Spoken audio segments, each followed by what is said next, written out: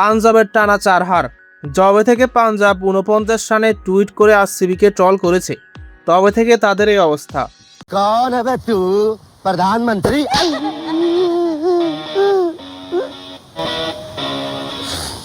जब से तू मिला ना अपना तो आतंक ही खत्म हो गया है यार। টস হেরে ব্যাট শুরু করে পাঞ্জাব। প্রথম 3 ওভারে 50 পার। উঠতে থাকা পাঞ্জাব হঠাৎ করেই চেন্নাইয়ের মতো খেলা শুরু করে। যে রান রেট ছিল 15 এর ঘরে ওটাই 10-এ নেমে আসে। প্রিয়ানশারিয়া আয়ার ব্যক্তিগত 50 করে। তাদের ব্যাটে বল করে 210 রান করে পাঞ্জাব। শশাঙ্ক সিং নেমেই মারে গোল্ডেন ডাক। না ক্যাচ ধরতে পারছে না ব্যাটিং হচ্ছে। और तू अबे ये कॉरिडोर है सामने जा, 3 बाथरूम है, पैंट उतार और हग ना। टी टेबल पे क्यों हग रहा था तू? ओए, तू क्या फंडे दे रहा है बे? तू तो खेल भी नहीं रहा है। তো ভাই লোক কি অবস্থা? ভিডিও ভালো লাগলে অবশ্যই একটা লাইক দিন। আর হ্যাঁ, কমেন্ট করতে ভুলবেন না। এবার আসি কামের কথায়। টার্গেট চেস করতে নেমে শুরুতেই ফিরে যায় পোরেল। কেএল রাহুল বলে, আমি কেন আছি, আমিও যাচ্ছি।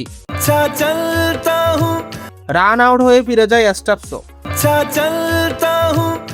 77 রানেই নেয় 4 উইকেট।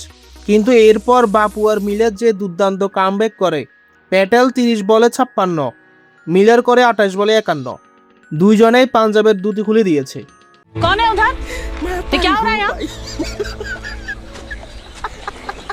পাঞ্জাবের টানা 6 জয় থেকে টানা 4 হার। পয়েন্ট টেবিলে 1 থেকে পয়েন্ট টেবিলের 4-এ। ये सब क्या हो गया आदि? कैसे हो गया? इन जालिमों ने मिलकर ये क्या हल कर दिया तुम्हारा? আজকে মুখোমুখি হায়দ্রাবাদ গুজরাট। যারা জিতবে তাদের প্লে অফ মোটামুটি নিশ্চিত।